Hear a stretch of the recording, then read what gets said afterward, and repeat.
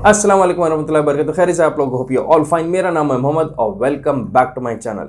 अभी तक जितने वीडियोस मैंने बनाया काफ़ी इसमें कॉन्स्पिरेसी आप देखते हैं, काफ़ी वीडियोस में पॉलिटिकल ब्रेकडाउन्स देखते हैं, फैक्ट्स देखते हैं, लेकिन शायद ये वीडियो मेरा सबसे कंट्रोवर्शियल रहेगा, सबसे ज़्यादा खतरनाक किस्म का कॉन्स्पिरेसी बेस्ड रहेगा, क्योंकि मैं एक किताब के बारे में बात कर रहा हूँ जिसको पूरे वर्ल्ड में बैन कर दिया गया है।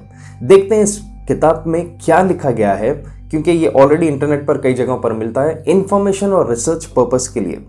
तो इस किताब के बारे में कहा जाता है कि यहूदी लोग कहते हैं कि ये एक फॉल्स बुक है, इनके खिलाफ लिखा गया है, और कुछ कॉन्स्पिरेसी थियरिस्ट कहते हैं कि यही रियलिटी है किताब में जो इनके एजेंडा के बारे में बता रहा है, इन ज़ायनिस्ट के बारे में। मैं बात कर रहा हूँ protocols of elders of Zion. ये एक किताब है, इसके बारे में मैं बता रहा हूँ, जिसके अंदर बताया गया है कि इनका एजेंडा एक्सपोज किया गया कि कैसा ज़ायनिस्ट वर्ल्ड को पूरे डोमिनेट करना चाह रहे हैं, अलग अलग तरीक़ों से, पॉलिटिकल हो, पैसा हो या डिजीज़ के थ्रू हो। और इसमें ये लोग एक ही इनका मेन एजेंडा बता रहे हैं कि ये दज्जाल के अराइवल, उसके आने से पहले जो तैयारी ये लोग कर रहे हैं। तो देखते हैं इस बहुत ही कंट्रोवर्शियल वीडियो में कि क्या है ये किताब और क्या इसके बारे में दिया गया है। Protocols of elders of Zion, इसका मतलब मैं पहले आपको समझाता हूँ। ज़ायन यहाँ पर मतलब है ज़ायनिस्ट, और ज़ायनिस्ट का मतलब है वो इंसान जो चाहता है कि इस्राइल का फॉर्मेशन ज़बरदस्ती ही हो, वो फॉर्म करेंगे ताकि वो अपने अवेटेड मसाह का इंतज़ार करें उसको वेलकम करने के लिए, जिसको इस्लाम में दज्जाल कहते हैं और क्रिश्चियनिटी में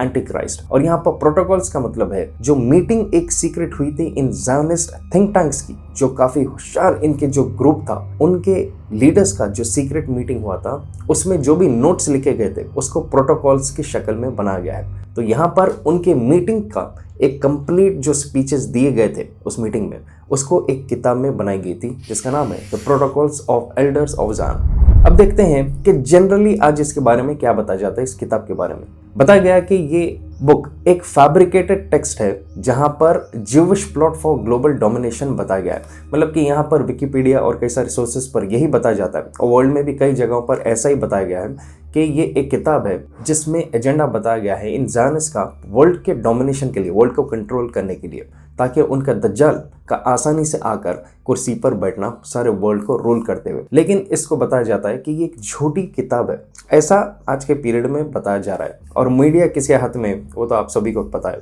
विकिपीडिया के हिसाब से ये भी बताया गया कि इसको फर्स्ट टाइम रशिया में प्रिंट किया गया था 1903 में, बहुत सारे लैंग्वेजेस में, ताकि ये बताए, एक्सपोज करे दुनिया को कि कैसा यहूदी कि कॉन्स्पिरेसी है वर्ल्ड डोमिनेशन का। लेकिन कंटिन्यूसली कई जगहों पर, वेबसाइट्स पर, इस वीडियो में मैं फिर से रिपीट करूंगा, यही बताया जा रहा है कि ये एक फेक और फॉल्स किताब ज्यूस को बदनाम करने लिखी गई है, ऐसा ज्यूइश लोग ज़ायनिस्ट क्लेम करते हैं। और फिर ये भी है कि इसका पब्लिकेशन बहुत हुआ था शुरू में, कई लोग इसके बारे में पढ़ना शुरू करे थे, लेकिन ज़ायनिस्ट ने इस किताब के पब्लिकेशन को बैन कर दिया, ये कहते हुए कि ये यहूदियों के खिलाफ एक साजिश है। लेकिन फ़लस्तीन में कई सारे मुजाहिद जो है, उनके कई सारे मीटिंग्स में आप देख सकते हैं कि कॉफ़ी टेबल्स पर उस पर ये किताब रखी हुई रहती है। और ईरान में कई जगहों पर जब उनके एग्जीबिशंस होते हैं, वर्ल्ड वॉर्स के बारे में बताते हैं, तो वहाँ पर भी इस किताब को ओपनली पब्लिश करके लोगों को दिया जाता है पढ़ने के लिए। मशहूर इंडस्ट्रियलिस्ट और फोर्ड कार कंपनी का जो फाउंडर है हेनरी फोर्ड,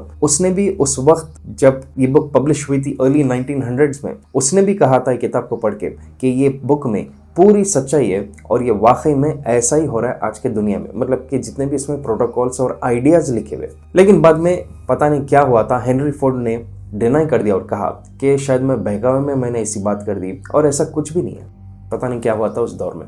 अब इस किताब को अगर आप सर्च करेंगे ऑनलाइन तो कई जगहों पर कुछ अलग शक्ल में इसको बेचते हैं, कई जगहों पर प्रीफेस है, लेकिन FBI की जो वेबसाइट है उसी के ऊपर एक वॉल्ट सेक्शन होता है जहां पर ये अपने टेक्स्ट डॉक्यूमेंट्स पूरे जो है अपलोड करते रहते हैं, कोई भी क्लासिफाइड फाइल्स हो जिसको ये लोग बाद में एक्सपोज करते हैं पब्लिक में।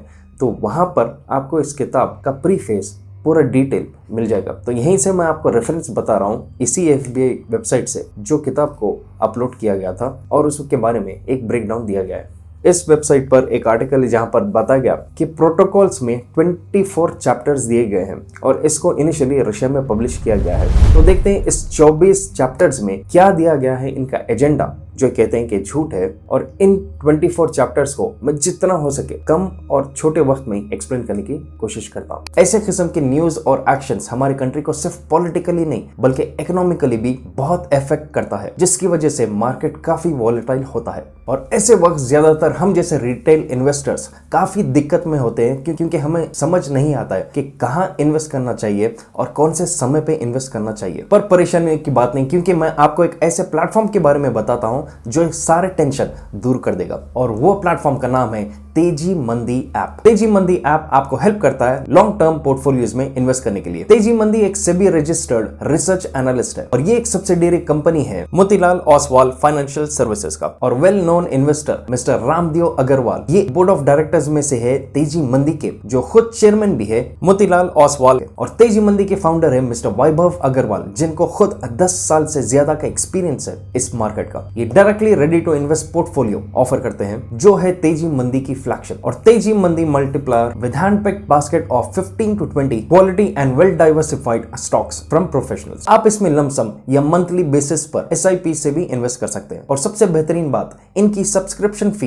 As low as 99 rupees per month है। तेजी मंदी एक बहुत ही इजी टू यूज प्लेटफॉर्म है जो नए और पुराने दोनों इन्वेस्टर्स के लिए। तो आप किस चीज के इंतजार में, अभी प्रोफेशनल्स के बनाए पोर्टफोलियो में इन्वेस्ट कीजिए तेजी मंदी ऐप के जरिए। इसका लिंक मैं डिस्क्रिप्शन और पिन कमेंट में दोनों भी जगह दे दिया। Now let's get back to our video. Start करते हैं यहां से 24 protocols of elders of Zion का ब्रेकडाउन। इस प्रोटोकॉल में ज़ायनिस्ट एक्सप्लेन कर रहे हैं कि कैसा पॉलिटिकल फ्रीडम एक झूठ है, सामने वालों के आंखों में धूल झोंके जैसी बात है। और ये लोग बात कर रहे हैं इसमें कि कैसा गोल्ड, जो सोना है, गोल्ड सिल्वर, ये एक्चुअल रियल पावर होल्ड करता है। क्योंकि आज के दौर में देखा जा सकता है कि पॉलिटिशियंस हो, इंडस्ट्रियलिस्ट हो, बैंकर्स हो या कोई भी इंसान हो, उसको सबसे आसान तरीका आज के दौर में खरीदना है तो पैसे के जरिए। और पैसा यहाँ पे असल शक्ल ये ज़ायनिस्ट कहते हैं गोल्ड है, जो आप और हमारे हाथ में आज फिएट करेंसी, जो पेपर करेंसी होती है, ये सिर्फ एक पेपर वैल्यू है और इनके पास गोल्ड बहुत ज्यादा स्टॉक में रखा हुआ है। ये लोग यही बता रहे हैं कि पॉलिटिकल फ्रीडम या जो इंसान सोचता है कि हमारे पास राइट्स है वो सब है, ये सब इन्हीं के हाथ में होता है। और पॉलिटिशियन जब इनके हाथ में तो वो आपको कंट्रोल करते हैं। और यहाँ पर इन्होंने ये भी बताया कि लिबर्टी, फ्रीडम, ये जो वर्ड्स आप देखते हैं अमेरिकन मूवीज में, अमेरिकन सीरियल्स में, जहाँ पर वो सीना ठोक के बोलते हैं कि वो लैंड ऑफ फ्री है, लैंड लिबर्टी का है, फ्रीडम का है, ये सिर्फ एक धोखा है। जबकि ये सब इंसान जो आप और हम हैं, जिनको एक गोयम कहते हैं, GOYIM, ये हम सब सिर्फ इन झूठे वादों के पीछे कंट्रोल्ड है। इस सेकंड प्रोटोकॉल में ये लोग बता रहे हैं कि कैसा जंग को ये इस्तेमाल करते हैं बिजनेस के तौर पर। यहाँ पर ये इन लोगों ने यही बताया कि जंग को कई जगहों पर, कई शहरों में, कंट्रीज के बीच में ये क्रिएट भी करते हैं ताकि ये धंधा कर सके।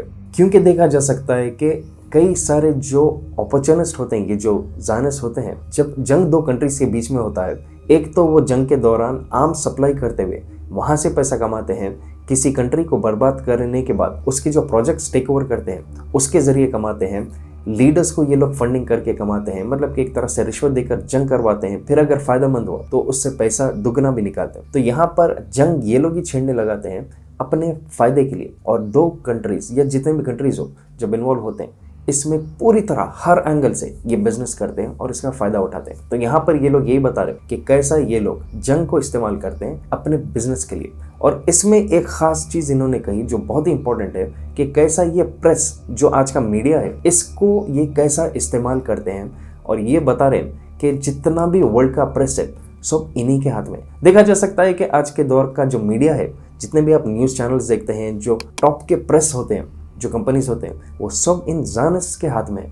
इसलिए बहुत ही कंट्रोल्ड तरीके से इनके खिलाफ कभी मीडिया में नहीं आता है और ये जैसा चाहते हैं वो हिसाब से लोग प्रिंट में छापते हैं। अब मुझे नाम तो लेने की ज़रूरत नहीं, कई कंट्रीज़ में जहाँ पर PM वो काम का भी नहीं रहा, वो सिर्फ एक पपेट रहा, लेकिन उसको एक हीरो की तरह बता सकते हैं कोई भी देश वाले, अगर वो PM के हाथ में वो कंट्री का प्रेस है। आप समझ गए मैं किस चीज़ के बारे में बात कर रहा हूँ। और इन्होंने इसमें बताया कि ये मीडिया का भी कैसा इस्तेमाल करते हैं एक जंग को शुरू करने के लिए।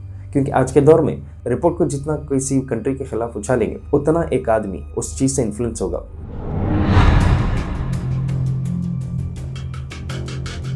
इनके अगले प्रोटोकॉल में इन्होंने बताया कि कैसा ये रेवोल्यूशंस क्रिएट करते हैं। रेवोल्यूशन मतलब होता है गवर्नमेंट के खिलाफ एज अ ग्रुप निकलना किसी भी बात पर उस गवर्नमेंट को गिराने के लिए। इन्होंने बताया कि एक कंट्री में अगर फूड का शॉर्टेज क्रिएट करेंगे, मतलब कि खाना राशन इसका कमी अगर क्रिएट करेंगे, वहाँ पर अनएम्प्लॉयमेंट क्रिएट करेंगे, लैक ऑफ जॉब्स वहाँ पर रखेंगे, गुर्बत अगर एक शहर में ये बढ़ा सकते हैं, तो इससे दो फायदे इन जानिस के होते हैं। एक है ये बता रहे हैं कि गोइम, जो आप और हमें ये कहते हैं नॉन जानिस जो होते हैं, गोइम वर्कर्स, गोइम लोग एक तो कमज़ोर हो जाते हैं और दूसरा वो शायद वाइप आउट हो जाएंगे, क्योंकि जॉब नहीं रहा, खाना नहीं रहा, तो आदमी इसमें ख़त्म हो जाता है, फैमिली को पाल नहीं सकता है, रोड पे आ जाते हैं। और इसकी वजह से कई बार देखा जा सकता है कि लोग फिर उठ बैठते हैं और उसके बाद रेवोल्यूशंस क्रिएट होते हैं जहाँ पर वो गवर्नमेंट के खिलाफ लड़ने लगते हैं। और इससे एक कंट्री कंप्लीट केओस में रहता है, जहाँ पर गवर्नमेंट भी परेशान होते रहती है और नीचे गोइम लोग जो है, जो आम पब्लिक है,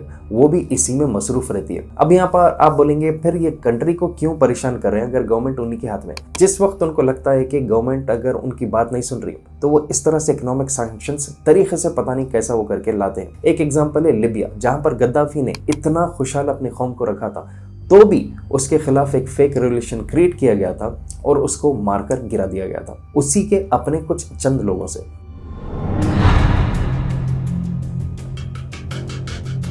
प्रोटोकॉल 4 में इन्होंने बताया कि कैसा आज की जिंदगी को मटेरियलिस्टिक बना देना चाहिए।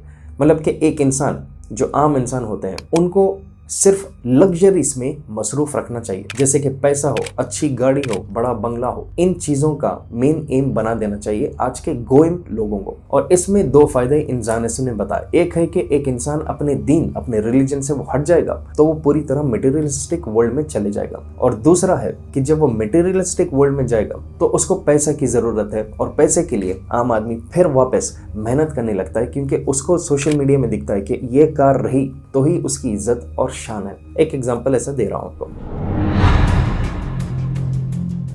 प्रोटोकॉल 5 में इन्होंने बात किया कि कैसा कंट्रीज के बीच में एक टेंशन रखते रहना चाहिए, उनको लड़ाते रहना चाहिए, जिसमें इनका फायदा रहेगा। इन्होंने बताया कि जितने भी गोइम के गवर्नमेंट्स होते हैं उन सबको एक दूसरे के खिलाफ करते रहना चाहिए, हर एक को अपना एक डील देना चाहिए, उनकी कुर्सी को मेंटेन करने के लिए कुछ ना कुछ इनको करते रहना चाहिए, ताकि सब गोइम गवर्नमेंट्स एक दूसरे को ऐसा कंपटीशन देखें। आज के दौर में आप देख सकते हैं कि मिडिल ईस्ट में भी हर कंट्री के पास पैसा है, तो भी वो एक दूसरे से दुश्मनी में लगे हुए, तो भी लड़ते रह रहे हैं। बताया जाता है कि सिर्फ मिडिल ईस्ट बोल के नहीं, बल्कि कई सारे कंट्रीज में आप देख सकते हैं कि सब चीज रखने के बाद भी हर कंट्री दूसरे कंट्री के खिलाफ कहीं ना कहीं किसी बात पर लड़ा है। यहाँ पर बताया जाता है कि ये जानिस जो एलीट मेंबर्स है, ये लोग हर गवर्नमेंट को एक हिसाब से उसको कुछ डील्स ऑफर करते हैं जो दूसरे से शायद छीनना है, तो एक तरह से टेंशन क्रिएट होता है। और इनका एक ही मकसद होता है, जब इंसान बिजी हो जाता है इन चीज़ों में, तो एक्चुअल जो पॉलिटिकल मोटिव है इंसान इसका, उसके तरफ ये लोग ध्यान नहीं दे सकते। और सबसे बड़ा फायदा ये यहाँ पर यही उठाते हैं कि जब दो गवर्नमेंट्स एक दूसरे से लड़ रहे हैं तो ये एज अ मीडिएटर बीच में आते हैं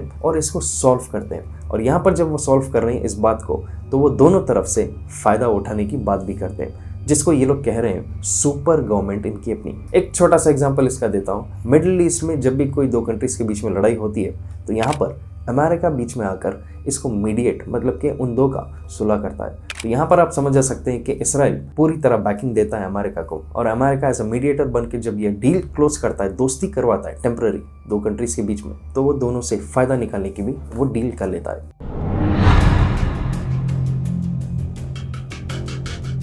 प्रोटोकॉल 6 में इन्होंने बताया कि टारगेट करो उन लीडर्स को जो इनके खिलाफ, इनके एजेंडा के खिलाफ ठहर रहे हैं। जहाँ पर इन्होंने बताया कि वो एजुकेटेड अगर लीडर्स है या कोई ऐसे लीडर्स है जो इनके एजेंडा को एक्सपोज कर रहे हैं, उसको ये ख़त्म कर देना है किसी भी हाल से, या तो रेवोल्यूशन लाकर या उसको मरवाकर। यहाँ पर दो एग्जांपल्स मैं आपको देता हूँ, सद्दाम हुसैन और गद्दाफी का, जो थे इराक और लिबिया के, जिनको इनका एजेंडा एक्सपोज करने पे ख़त्म करवा दिया गया था। इसके बारे में मैं डिटेल आपको आगे के एक प्रोटोकॉल में देता हूँ।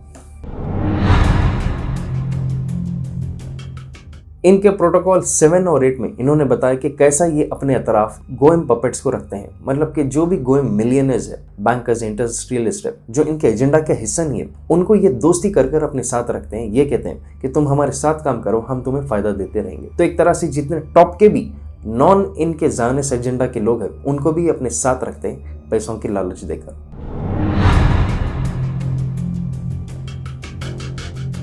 प्रोटोकॉल 9 में इन्होंने बताया कि जो भी इनके खिलाफ जाता है, इनके एजेंडा के खिलाफ, आम पब्लिक के बारे में, उन सबको मास तरीके से खत्म कर देना चाहिए। अब आप सोचेंगे कि ये कैसा होगा, तो ये जंग के जरिए होता है, या अगर वक्त आ गया जहां पर ये लोग सोच रहे हैं कि इनको पूरी तरह एक्सपोज कर दिया जा रहा है और सारी पब्लिक इनके खिलाफ हो गई या गवर्नमेंट्स भी खिलाफ हो गए, तो ये इनके स्पीच में बता रहे हैं कि एक साथ सबको खत्म करने के लिए भी ये तैयार है। अब आप सोचेंगे कि ये कैसा होगा, तो मैंने रिसेंटली एक वीडियो भी बनाया था जिसका नाम है ऑपरेशन सैमसन। ये एक इसराइल का बहुत ही खतरनाक किस्म का ऑपरेशन है, एक प्लान है, मास्टर प्लान है। इसके बारे में आप डिटेल इस मेरे वीडियो में देख सकते हैं।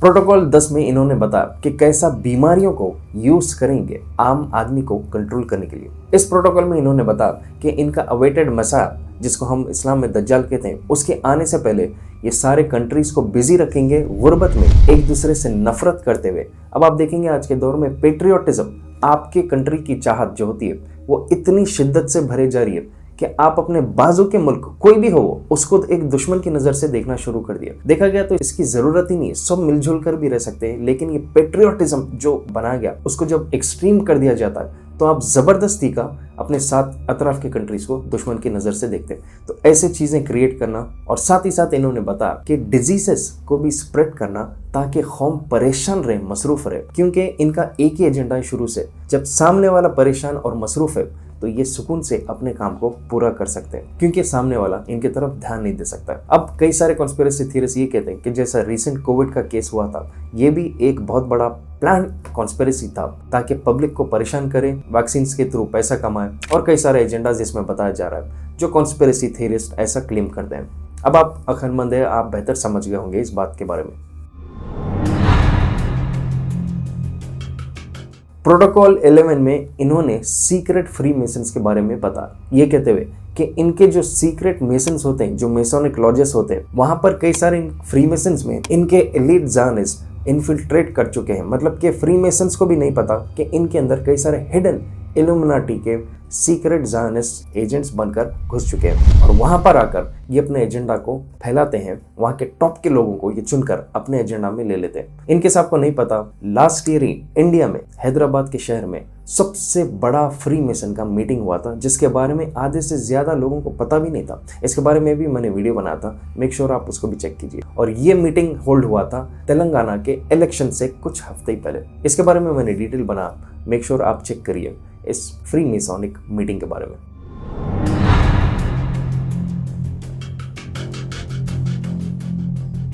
फिर प्रोटोकॉल 12 में इन्होंने बताया the power of media press. देखा गया तो आज के दौर में सबसे पावरफुल ऑनलाइन अगर टूल बोल सकते हैं आप, वो है मीडिया, क्योंकि जो न्यूज़ में बताया जाता है उसको आम आदमी सच समझकर आगे देखता है, और इस न्यूज़ को आप ब्रेन वॉश करने के लिए यूज़ कर सकते हैं, गवर्नमेंट्स को गिराने के लिए यूज़ कर सकते हैं, किसी के खिलाफ बोलने के लिए यूज़ कर सकते हैं, या किसी गधे को भी एज अ हीरो बनाकर आप इसमें बताकर लोगों को ब्रेन वॉश कर सकते हैं। तो यहाँ पर ये शो ऑफ कर रहे हैं कि कैसा मीडिया पूरा इन्हीं के कंट्रोल में है। अगर आप थोड़ा रिसर्च करेंगे आपको पता चल जाएगा कि हर मीडिया का जो पेरेंट कंपनी होता है, मतलब कि जो टॉप का उनका एक्चुअल ओनर होते हैं, वो जा जाकर इन ज़ायनिस्ट्स के ही हाथ में। अब आप सोचेंगे कि कैसा, हाउ कम फिर ये वीडियो भी जो यूट्यूब या दूसरे सोशल मीडिया प्लेटफॉर्म पर आ रहा है, ये एग्जिस्ट कैसे करता है? कई सारे मेरे वीडियोस को ऑलरेडी टेक डाउन भी किया जा चुका है। हो सकता है कि शायद ये भी वीडियो कभी ना कभी लिस्ट में आ जाए। उदाहरण खास्ता इसलिए मैं चाहता हूँ कि हर बार मेरे वीडियोस को डाउनलोड करके आप पहले का पहले शेयर कर दीजिए।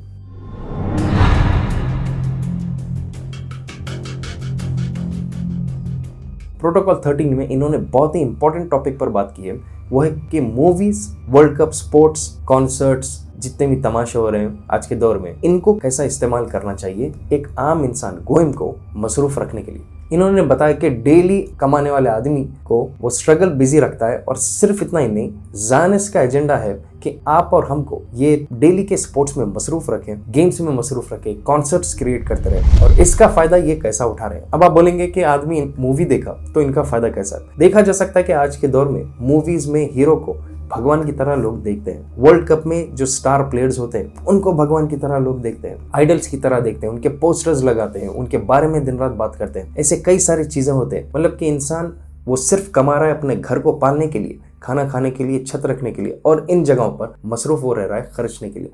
तो इसी में एक आदमी मसरूफ होते रहता है। और आप देख सकते हैं कि जब कोई वर्ल्ड कप आता है या हर साल कोई एक ट्रॉफी का कप होता है, तो उस एक महीने के अलावा बाकी के 11 महीने उसी के बारे में डिस्कस होते रहता है, या तो मूवी हो या स्पोर्ट्स हो या कोई कॉन्सर्ट्स हो। तो यहाँ पर इसका फायदा जाने से ऐसा उठाते हैं कि आपको इसी में मसरूफ रखते हो दिन रात, और वो पीछे से अपने पॉलिटिकल गेम्स को आगे बढ़ाते रहते हैं, अपने एजेंडास को वो पूरा करके रह रहे हैं। तो इसमें यूथ को पता ही नहीं होता है कि आज के दौर में वर्ल्ड में पॉलिटिक्स में हो क्या रहा है, क्यों कोई कंट्री लड़ रहा है, क्यों ऐसे हालात हो रहे हैं। लेकिन उसको ज्यादा डिटेल किसी प्लेयर के घर के बारे में रहेगा।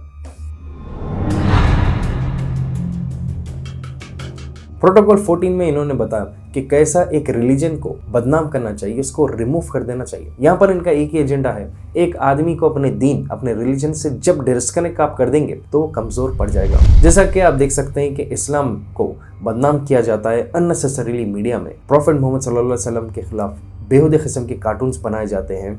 जीसस क्राइस्ट, जिनको इस्लाम में हजरत ईसा कहते हैं, क्रिश्चियनिटी में जीसस कहते हैं, उनको कार्टून्स में मॉक किया जाता है। तो आप देख सकते हैं कि हर रिलीजन को एक मजाक बना चाह रहा है, और इस तरह से बना चाह रहा है ताकि लोग उसको एक्सेप्ट कर ले। आप देख सकते हैं कि क्रिश्चियनिटी में लोग हंसते हैं जब जीसस को मॉक भी किया जाता है, लेकिन इस्लाम में अल्हम्दुलिल्लाह जब कोई भी चीज को टारगेट किया जाता है तो हमारे लोग उठ बैठते हैं उस चीज के खिलाफ, क्योंकि दीन से कनेक्टेड रहना जरूरी है आखिरत के लिए। लेकिन यहाँ पर आप देखेंगे कि ज़ायनिस्ट उनके रिलीजन के खिलाफ कभी किसी प्रेस या मीडिया में डिफेमेशन आने नहीं देते। प्रोटोकॉल 15 में इन्होंने बताया कि एलिमिनेट कर देना चाहिए जो भी इनके खिलाफ जाता है। और प्रोटोकॉल 16 में ये बता रहे हैं कि कैसा एजुकेशन को ये लोग इस्तेमाल करेंगे ब्रेन वॉश करने के लिए यूथ को, उसको यंग एज से ही। इन्होंने बताया इस प्रोटोकॉल में कि एजुकेशन का फॉर्मेट ऐसा ये लोग बनाते हैं ताकि ज्यादा आदमी खुलकर नहीं सोच सके, विद इन द बॉक्स उसकी सोच हमेशा रहे। जैसे कि गवर्नमेंट्स को आप फॉलो करना, जो अच्छी बात है, लेकिन देखा जा सकता है कि गवर्नमेंट अगर किसी जलील इंसान के हाथ में है, उसका लीडर, तो आप उसके नीचे दबे रहेंगे। और यहाँ पर इनका एजेंडा है कि इंडिपेंडेंट थॉट कभी नहीं आना चाहिए एक बच्चे में जब वो बड़ा होते रहता है। तो एजुकेशन को ये लोग बहुत तरीके से कंट्रोल करते हैं। प्रोटोकॉल 17 में इन्होंने फिर शो ऑफ किया ये कहते हुए कि इनका अवेटेड मैसेज, जिसको ये लोग किंग कह रहे हैं इस प्रोटोकॉल में, वो बहुत जल्दी आएगा और उसकी तैयारी ये लोग बहुत तेजी से कर रहे हैं। और फिर प्रोटोकॉल 18 और 19 में इन्होंने यही बताया कि प्रेस मीडिया के जरिए कैसा ये कई सारे गोयम लीडर्स को कंट्रोल में रख रहे हैं। अब आते हैं मेन पार्ट्स पर, लास्ट के 4 टॉपिक्स पर, जो है प्रोटोकॉल 20 में, जिसमें बताया गया कि कैसा गोल्ड, सोना, इसका इस्तेमाल कर रहे हैं ये लोग। ये एक्चुअल पावर है इनका। इन्होंने बताया कि जितना भी सर्कुलेशन में गोल्ड था उसको इन्होंने अपने पास स्टॉकअप कर लिया, और उसके बदले इन्होंने फिएट करेंसी, जो पेपर करेंसी आज आप यूज करते हैं, पेपर का जो नोट होता है, इसको इन्होंने इंट्रोड्यूस किया था दुनिया में। अब आप बोलेंगे कि इसमें प्रॉब्लम क्या है। देखा जा सकता है कि एक्चुअल वैल्यू गोल्ड का कभी भी रहता है, लेकिन आपके हाथ में जो पेपर करेंसी है, कभी भी वो डिमोनेटाइजेशन में रातों रात पेपर बन जाता है, कभी भी उसका वैल्यू गिर सकता है, बढ़ेगा तो नहीं। लेकिन गोल्ड की वैल्यू या तो सेम रहती है या वो बढ़ते रहेगी। तो यहाँ पर ये बता रहे हैं कि कैसा इन्होंने सारा गोल्ड अपने पास स्टॉकअप कर लिया है, और हमारे हाथ में इन्होंने उसके बदले एक पेपर का नोट दे दिया है। और देख सकते हैं कि किसी दिन अगर इकोनॉमी के क्रैश होगा तो हम आम इंसान परेशान रहेंगे, क्योंकि तो बैंक्स क्लोज रहेंगे या ब्लॉक रहेंगे, और आपके हाथ में जो पेपर है उसका इन्फ्लेशन अगर हो गया तो जो चीज़ आज आपको $1 या 100 रुपये में मिल रही है, हो सकता है कि जब इकोनॉमिक कोलैप्स हो तो 10,000 रुपये में वही चीज़ एक मिलेगी, और आपके पास शायद उतने नोट भी नहीं रहेंगे उस वक्त। तो ऐसे किस्म के हालात भी हो सकते हैं। लेकिन गोल्ड अगर आपके पास रहा तो एनी टाइम आप उसको उसके वैल्यू के हिसाब से यूज कर सकते हैं, और ये नहीं चाहते हैं कि आपके पास गोल्ड रहे। 2 लीडर्स जिन्होंने गोल्ड को एज करेंसी वापस रीइंट्रोड्यूस करने की बात की थी दीनार और दिरहम के शक्ल में, वो थे सद्दाम हुसैन और गद्दाफी, इराक और लिबिया के।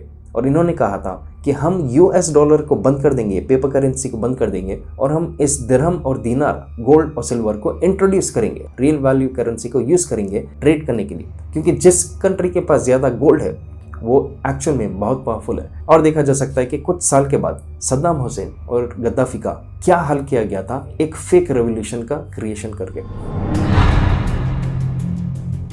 प्रोटोकॉल 21 में इन्होंने एक और इम्पोर्टेंट बात बताई कि कैसा लोन देकर ये गवर्नमेंट्स को खरीद लेते हैं। इन्होंने इसमें बताया कि ये गवर्नमेंट्स को फंडिंग के नाम पर, लोन के नाम पर पैसा लेंड करते हैं, और उसी पैसा को ये वापस रोटेशन में लाकर उसी पैसा को वापस लोन देते हुए एक नोट को कैसे 10 बार वापस कमा लेते हैं। मतलब कि अगर इन्होंने 100 रुपये दिया और वापस 200 रुपये लिया इंटरेस्ट के साथ लोन देकर, तो देख सकते हैं कि उसी 100 रुपये से ये 10 बार करके 10,000 रुपये वापस कमा लेते हैं उस गवर्नमेंट से, और वो स्ट्रगल करते रहता है गवर्नमेंट उस पैसे को वापस करने के लिए। और इसके एग्जाम्पल से आज के दौर में वर्ल्ड बैंक, IMF जो लोन्स देते हैं कई सारे कंट्रीज को, और देखा जा सकता है कि कई सारे कंट्रीज डूब चुके हैं जब उन्होंने इनसे लोन लिया था, क्योंकि रीपे करना उतना आसान नहीं होता है। इसलिए इस्लाम में इंटरेस्ट लेना हराम है, क्योंकि इससे एक आदमी डूबता है। और यहाँ पर देख सकते हैं कि वो कंट्रीज जो पैसा वापस नहीं कर सकते हैं उसके मेन प्रोजेक्ट्स ये ज़ायनिस्ट टेक ओवर करते हैं। तो एक तरह से किसी भी हाल जीत इन्हीं के हाथ में।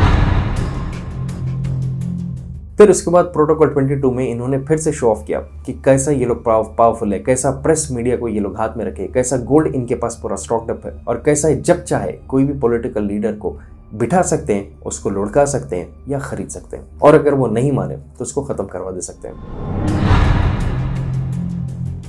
अब आखिरी के दो प्रोटोकॉल्स, प्रोटोकॉल 23 और 24 में इन्होंने दज्जाल एंटी क्राइस्ट की तारीफ की, जहां पर इन्होंने कहा कि कैसा ये बेसब्री से इंतजार करें इनके अवेटेड मैसाया का, जिसको इस्लाम में दज्जाल कहते हैं, फितनेबाज, और क्रिश्चियनिटी में एंटी क्राइस्ट कहते हैं, द फॉल्स मैसाया।